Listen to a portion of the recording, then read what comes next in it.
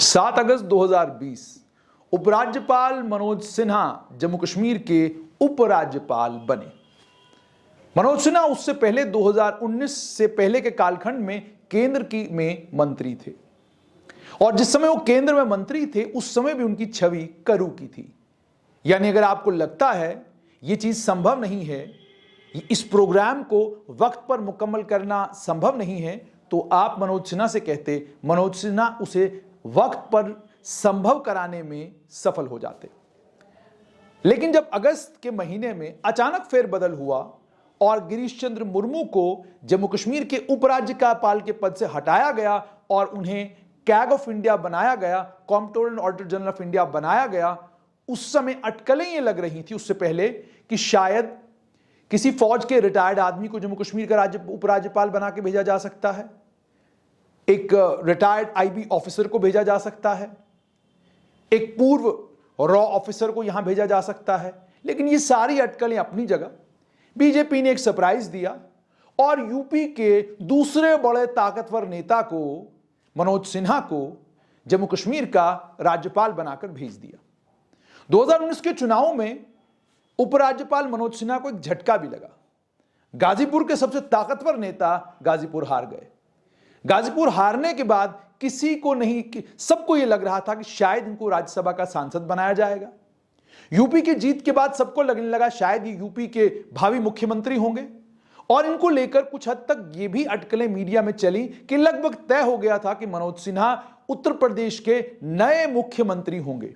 लेकिन आखिरी वक्त पे बीजेपी ने फैसला पलटा और योगी आदित्यनाथ को उत्तर प्रदेश का मुख्यमंत्री बना दिया। उसके बाद मनोज सिन्हा जम्मू कश्मीर के उपराज्यपाल बनाए गए। जिस समय वो जम्मू कश्मीर के उपराज्यपाल बनकर आए, अगस्त 2020 का वक्त था। यानी लगभग 5 अगस्त 2019 से 5 अगस्त 2020 तक की अगर बात की जाए तो 1 साल का कालखंड मुकम्मल हो चुका था। केंद्र के जितने भी कानून जम्मू कश्मीर में लागू होने थे, लगभग सभी कानून जम्मू कश्मीर में लागू हो चुके थे। अब इन कानूनों के लागू होने के बाद इन कानूनों को जमीन पर उतारने की बारी थी। अब इन कानूनों को जमीन पर लागू करवाने की बारी थी। अब बड़ी बड़ी पॉलिसीज जो जम्मू कश्मीर के लिए सोची जा रही थी नई दिल्ली के गलियारों में, उन सभी पॉलिसीज को जम्मू कश्मीर में आकर जमीन पर उतारने का काम करना था। इस काम के लिए चुना गया मनोज सिन्हा को। मनोज सिन्हा आए और अगस्त के महीने में जम्मू कश्मीर के उपराज्यपाल बने। उपराज्यपाल बनने के बाद पहली प्राथमिकता आतंकवाद और आतंकवादियों के और अलगाववादियों के खिलाफ सख्त कानूनी कार्रवाइयां।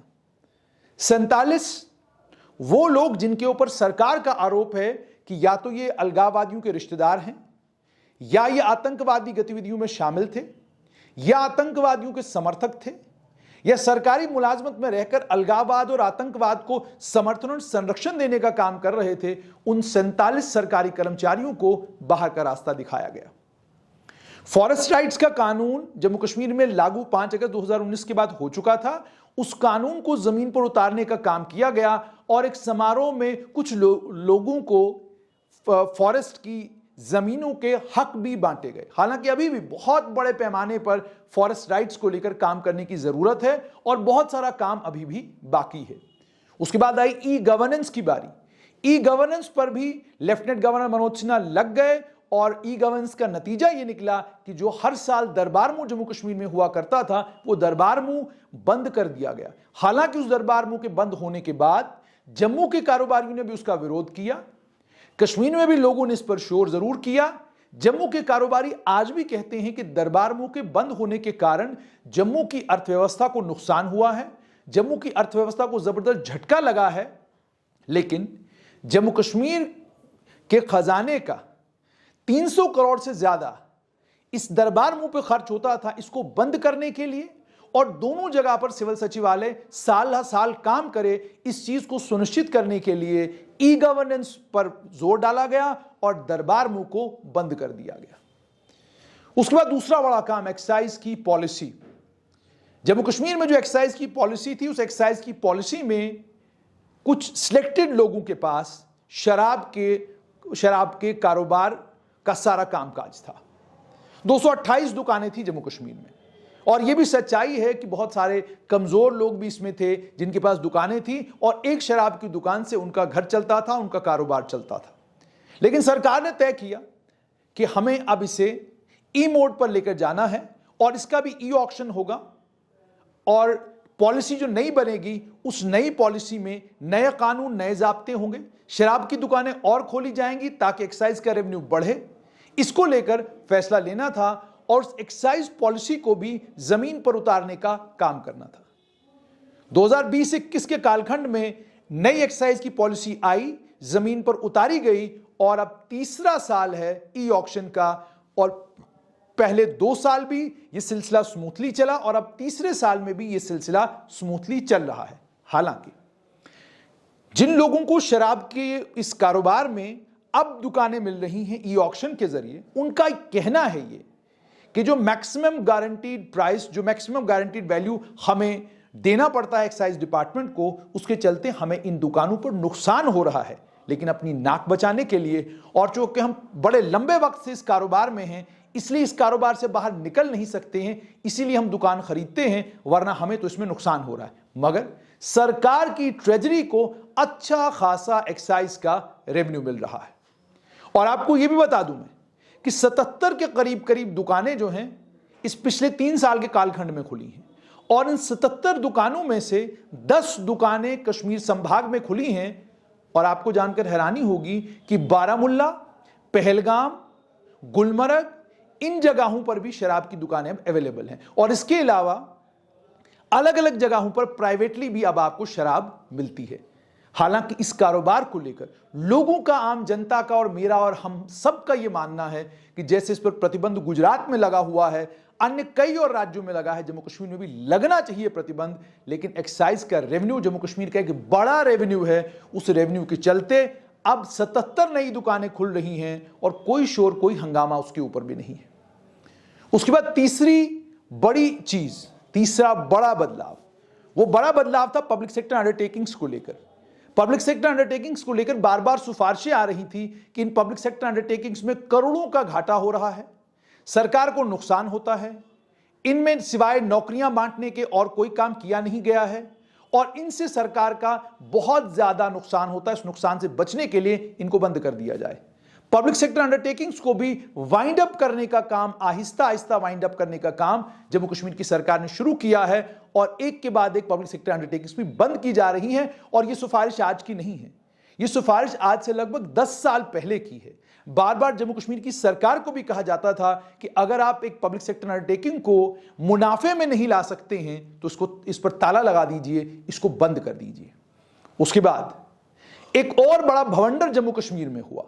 मेरिट्रैक प्राइवेट लिमिटेड, एक कंपनी को 2013 में जम्मू कश्मीर में सर्विस सिलेक्शन बोर्ड में इम्तिहान कराने का ठेका दिया गया। मेरिट्रैक जम्मू कश्मीर में सर्विस सिलेक्शन बोर्ड के इम्तिहान लगातार करा रहा था। 2019 के बाद, 5 अगस्त 2019 के बाद मेरिट्रैक ने जम्मू कश्मीर में सब इंस्पेक्टर और जेई सिविल जल शक्ति और अकाउंट असिस्टेंट फाइनेंस के इम्तिहान कराए। ट्विटर के ऊपर और सोशल मीडिया के ऊपर जबरदस्त बवाल हुआ, युवा सड़कों पर उतरे, उन्होंने कहा धांधली हुई है, इसमें पैसा लिया और दिया गया है और इन नौकरियों को बेचा गया है। जब शोर और हंगामा जबरदस्त हुआ तो यह भी जम्मू कश्मीर में पहली बार देखने को मिला कि एक उपराज्यपाल ने अपनी सरकार की छवि की फिक्र किए बगैर 3 मेंबर की कमेटी बनाई, उन्हें काम सौंपा और कहा कि फौरन मुझे बताइए क्या इसमें स्कैम हुआ है। 3 मेंबर की कमेटी ने कहा स्कैम हुआ है, चोरी हुई है, डाका पड़ा है।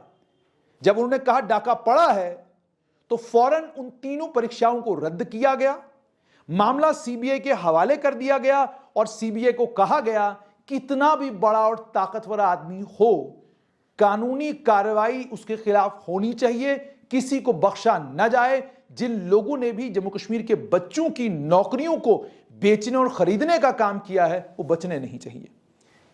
उसके बाद उन्हें इम्तिहानों को स्क्रैप किया गया, दोबारा से एक प्रक्रिया शुरू हुई, प्रक्रिया में एप्टेक आई, एप्टेक को लेकर भी बच्चों ने हंगामा किया। नतीजा यह निकला कि सरकार ने कहा तब तक इम्तिहान ही नहीं होंगे जब तक कोर्ट इस बात की कोर्ट इस बात की गवाही नहीं देती या कोर्ट अपनी जजमेंट में यह नहीं कहती कि जो प्रक्रिया जम्मू कश्मीर सरकार की एप्टेक को ठेका देने वाली थी, उस प्रक्रिया में कोई धांधलेबाजी, कोई फांदेबाजी नहीं है और एप्टेक को क्लियर करती है तो इम्तिहान होगा, अगर नहीं क्लियर करती है तो जो कोर्ट का फैसला होगा वो सरकार मानेगी।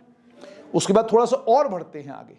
Jammu Kashmir public service commission में जब परीक्षाओं के नतीजे निकले तो कहीं ऑटो ड्राइवर की बच्ची और किसी और जगह एक ही परिवार के 3 भाई बहन, किसी और जगह किसी और गरीब घर का बच्चा, कोई एक झोंपड़े में रहने वाला बच्चा, पहले भी सिलेक्शंस हुई हैं लेकिन 5 अगस्त 2019 के बाद के कालखंड में यह सिलेक्शन जो हुई, इसको लेकर भी लोगों ने प्रशंसा की। फिर एक और भवंडर जम्मू कश्मीर में हुआ। भवंडर हुआ प्रॉपर्टी टैक्स को लेकर। प्रॉपर्टी टैक्स को लेकर Jammu chamber of commerce and industry ने कह दिया कि अगर सरकार ने इसे लागू किया तो हम लंबा आंदोलन करेंगे। उपराज्यपाल मनोज सिन्हा के लिए भी यह परेशानी थी। परेशानी इसलिए थी क्योंकि आप प्रॉपर्टी टैक्स को लागू करने जा रहे हैं और आपने म्युनिसिपल कॉर्पोरेशनों को कॉन्फिडेंस में नहीं लिया, म्युनिसिपल कमेटियों से नहीं पूछा, म्युनिसिपल काउंसिलों से नहीं पूछा। यह आरोप लेफ्टिनेंट गवर्नर मनोज सिन्हा की सरकार पर लगा। कहा गया कि इनसे पूछे बगैर आपने प्रॉपर्टी टैक्स लागू कैसे किया। और सिर्फ इतना ही नहीं, श्रीनगर म्युनिसिपल कॉर्पोरेशन के मेयर जुनेद आजम मट्टू ने भी इसको लेकर कहा कि हमसे पूछे बगैर अगर लागू किया तो ठीक नहीं होगा। लेकिन सरकार अड़ी रही और सरकार ने कहा आप सुझाव दीजिए, आपके सुझाव सुनेंगे, उन सुझावों पर विचार करेंगे और सुझावों पर विचार करके हम फैसला लेंगे, लेकिन प्रॉपर्टी टैक्स नहीं लगेगा, ऐसा नहीं होगा। और अप्रैल का महीना है, अप्रैल शुरू हो चुका है और जम्मू कश्मीर में प्रॉपर्टी टैक्स लागू हो चुका है। क्योंकि वेबसाइट तैयार नहीं है, वेब पोर्टल तैयार नहीं है, मोबाइल एप्लीकेशन तैयार नहीं है, इसलिए प्रॉपर्टी टैक्स लोग अभी भर नहीं पाएंगे। लेकिन अगर कोई बाय हैंड प्रॉपर्टी टैक्स भरना चाहता है म्युनिसिपल कॉर्पोरेशन कमेटी या काउंसिल में जाकर, उसे कोई रोकेगा भी नहीं। यह सब कुछ पिछले 3 साल के इस कालखंड में हुआ है जब से लेफ्टिनेंट गवर्नर मनोज सिन्हा जम्मू कश्मीर के उपराज्यपाल बने हैं। इसीलिए उन्हें इंडियन एक्सप्रेस ने 24वें पायदान पर रखा। 24वें पायदान पर इसलिए कि आप भारत के उस केंद्र शासित प्रदेश के उपराज्यपाल बने हैं जिस केंद्र शासित प्रदेश में आतंकवाद और अलगाववाद के साथ लड़ाई है, जिस केंद्र शासित प्रदेश के बॉर्डर चाइना और पाकिस्तान के साथ सटे हुए हैं, जिस केंद्र शासित प्रदेश में आतंकियों का और अलगाववादियों का एक नेटवर्क है, जिस केंद्र शासित प्रदेश में कौन किस तरफ खड़ा है समझना और सोचना बड़ा मुश्किल है, जिस केंद्र शासित प्रदेश को लेकर आज भी यह माना जाता है कि it is a graveyard of reputations, कि आप बहुत बड़ी रेपुटेशन लेकर जम्मू कश्मीर में आते हैं लेकिन जब आप यहां से वापस जाते हैं तो आपकी रेपुटेशन तार तार हो चुकी होती है। ये छवि आपकी जो है धुलमिल हो चुकी होती है जब आप जम्मू कश्मीर से वापस जाते हैं। इसी जम्मू कश्मीर में उपराज्यपाल मनोज सिन्हा को उपराज्यपाल बनाया गया और उन्होंने इस चुनौती को स्वीकारा और स्वीकारने के बाद आज स्थिति यह है कि मनोज सिन्हा को 3 साल हो चुके हैं और दूसरे राजनीतिक व्यक्ति के तौर पर वो अपना 3रा साल जम्मू कश्मीर के उपराज्यपाल के तौर पर मुकम्मल करने वाले हैं। इससे पहले सत्यपाल मलिक थे जो जम्मू कश्मीर में राज्यपाल बनकर आए थे और उन्हें रिप्लेस किया मुर्मू से, लेकिन गिरीश चंद्र मुर्मू के बाद अब मनोज सिन्हा आए हैं तो 3 साल का कार्यकाल लगभग मुकम्मल कर गए हैं। इसके बीच में एक और इंपॉर्टेंट कहानी उन्होंने छेड़ दी। कहानी छेड़ी सरकारी जमीनों के ऊपर जो अवैध कब्जे हैं, उन अवैध कब्जों को हटाने की मुहिम छेड़ दी। हालांकि मुहिम ज्यादा लंबे समय तक चली नहीं, लेकिन जब मुहिम छेड़ी तो नीडोज के दरवाजे पर बिल्डोजर पहुंचा। मुहिम छेड़ी तो ताकतवर राजनीतिक लोगों के दरवाजों पर बिल्डोजर पहुंचा, हंगामा हुआ, शोर हुआ, दिल्ली तक शोर पहुंचा। नतीजा ये निकला कि जो एंटी एनक्रोचमेंट ड्राइव बड़े गाजे बाजे के साथ शुरू की गई थी, उस एंटी एनक्रोचमेंट ड्राइव को बीच रास्ते में ही बंद करना पड़ा। माना जा सकता है कि ये एक असफलता उपराज्यपाल मनोज सिन्हा की कि जो अवैध कब्जे हैं उनको हटाने में कुछ हद तक तो वो सफल हुए। कहा गया लाखों कनाल की जमीन जो है वो सरकार ने अवैध कब्जों से वापस ले ली, लेकिन जिन अवैध कब्जाधारियों को का नाम मशहूर है, जिनको लोग जानते हैं, उनके ना तो फार्म हाउसों पे बिल्डोजर चले, ना उनके अवैध कब्जों को किसी ने छेड़ा और ना ही वो अवैध कब्जे वाली जमीनें वापस आई। तो ये एक एंटी एनक्रोचमेंट ड्राइव को लेकर, हालांकि एंटी एनक्रोचमेंट ड्राइव को लेकर जो उन्होंने फैसला लिया और जिस पर वो आगे बढ़ गए, उस एक ड्राइव को बाद में अचानक रोकना पड़ा। ये भी उनके कालखंड में हुआ। उसके बाद ये भी इन्हीं के कालखंड में हुआ है कि ट्रांसफर पोस्टिंग को लेकर शोर और हंगामा कम सुनाई देता है। यह भी इन्हीं के कालखंड में है कि भारतीय जनता पार्टी का नेतृत्व, खासकर राजनीतिक नेतृत्व जो जम्मू कश्मीर में है, उनकी कहा जाता है कि उपराज्यपाल मनोज सिन्हा के साथ खट्टा मीठा रिश्ता है उनका। यानी वो बुलाते नहीं, ये जाते नहीं, ये जाते नहीं, वो बुलाते नहीं, इस तरह का रिश्ता है उनका।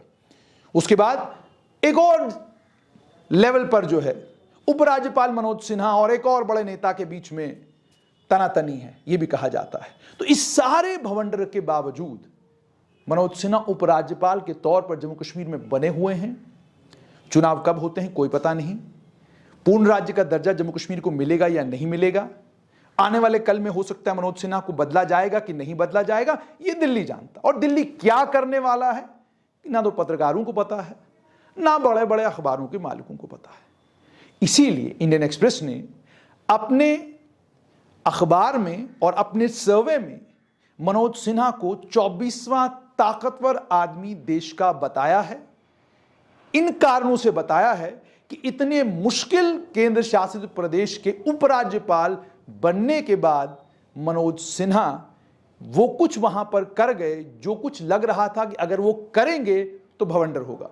इसमें मैंने ज़्यादा डिटेल आतंकवादियों के खिलाफ और अलगाववादियों के खिलाफ जो कार्रवाइयाँ हुई उसकी इसलिए नहीं दी क्योंकि वो लगभग आप रोज़ अखबारों में पढ़ते हैं। और ये जो अलगाववाद और आतंकवाद के ऊपर प्रहार है, इसमें उपराज्यपाल के शासन का तो रोल है ही है, लेकिन चूंकि ये सब कुछ दिल्ली से होता है और इन तमाम बड़े फैसलों को लेकर केंद्रीय गृह मंत्रालय का भी पूरा इंटरवेंशन रहता है, इसीलिए मैंने ये नहीं कहा कि ये भी उनके कार्यकाल में हुआ है। बाकी वो तमाम चीजें मैंने गिनवा दी जिनके चलते इंडियन एक्सप्रेस ने उपराज्यपाल मनोज सिन्हा को जम्मू कश्मीर का 24वां, जम्मू कश्मीर का नहीं माफ कीजिएगा, देश का 24वां ताकतवर आदमी बताया है।